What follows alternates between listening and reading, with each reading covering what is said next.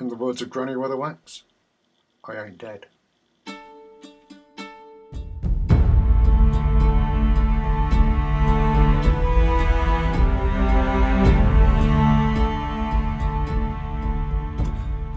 Now, about 6 months ago, somebody who is one of my Facebook friends actually published something on her page which kind of caught my attention, mainly because it had boobs on it.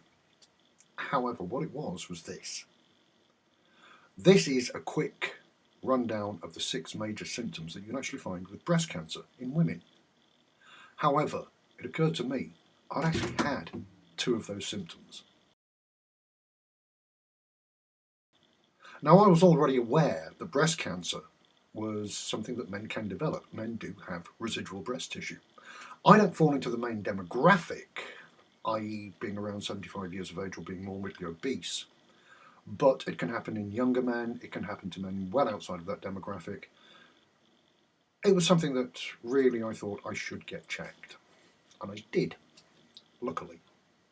It turned out that I had a small, slow-growing 16mm tumour just about the 7 o'clock position as you're looking at it on my right nipple.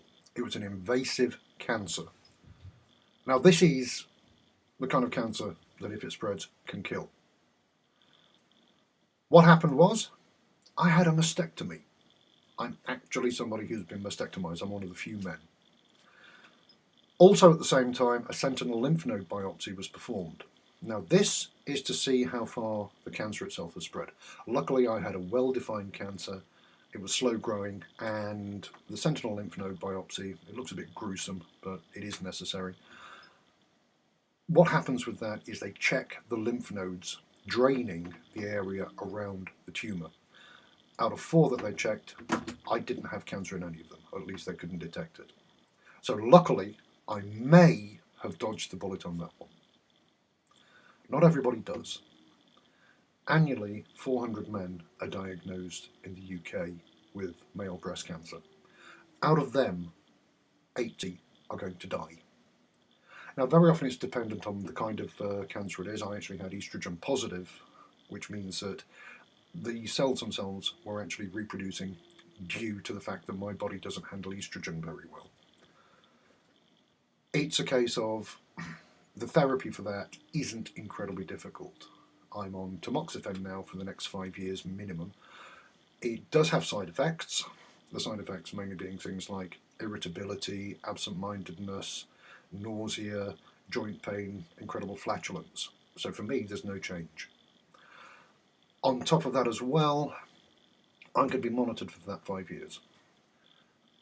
When it comes to men and breast cancer, though, it's very important to raise one thing: awareness. Out of those 80, a significant number of them are men who have ignored the symptoms. If you ignore the symptoms, the cancer will go everywhere. It'll get into your bones, it'll get into your brain, it'll get everywhere. That's when chemotherapy comes in, that's when radiotherapy comes in, which I've managed so far to avoid, and that's when you stand a damn good chance of dying. As men, because we don't have huge amounts of breast tissue, we have less excuse, really, for ignoring any symptoms. Breast cancer is something that manifests itself and can be felt and detected by the patient prior to actually getting it checked. You're looking for symptoms that actually manifest themselves in very, very specific and very, very obvious ways. It's not just women who get it. It isn't like testicular cancer, it isn't like ovarian cancer. They're not gender specific. This one is not gender specific, should I say. What I'm going to do is I'm going to leave you a few links down at the bottom to places where you can actually get information about male breast cancer, how it works, what you need to look out for, and at the same time, how to actually raise awareness. There's a very, very good documentary coming out called Men Have Breasts Too. It's done by Laurie M. Berlin. I'm involved with that as well. There's Protect the Pecs over in the United States.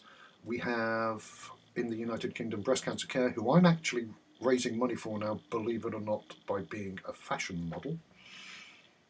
Hey, I've had breast cancer. Weirder things happen, and it has. And I'm going to leave a link to my GoFundMe page down at the bottom, because I want to raise as much money as I possibly can for these people, because they helped me immensely, along with the Macmillan Trust. Everybody who actually helped me deserves help back, and this is the way that I operate. This is one of my raisons d'etre at the moment for actually getting back onto my feet and getting fit again. I'm not fully fit, nowhere near. I've started to work out again. I've started to get back onto my horses, because they weren't being neglected, but it's a case of they're there and they need exercising. I've started fighting again, and I've even managed a couple of tournaments as a marshal. So I am getting better. I have every intention of ensuring that my lifetime ambition of being shot out of the sky by a jealous husband at the age of 105 actually happens. So I'm alive. I will start producing videos again. It won't be in the near future, but it will be over the next 3 to 4 months, once I'm actually feeling completely on top of the game again. Not that I ever was. So keep your eyes open. Go to the links. Go and check these people. I'm going to also leave a link to my Facebook page. If you've got any questions, because Google Plus hasn't quite died the death it deserves yet, I'm not going to be communicating with people via this. But go to my Facebook page. Send me a message via Facebook. If you want to, friend me. If you don't want to friend me, don't. But send me a message. Any concerns that you actually have, any questions you have. Remember, I'm not a professional in this, but I can certainly give you an idea of what the experience is like, and I can certainly at the same time give you advice on my basic advice is, if you're worried, get it checked. But I can also hopefully allay fears as well. Okay? So, I'm going to leave all of those links down there. I'm back. At least I'm not dead. I'm not all the way back, but I will be. Thanks for watching. You take care.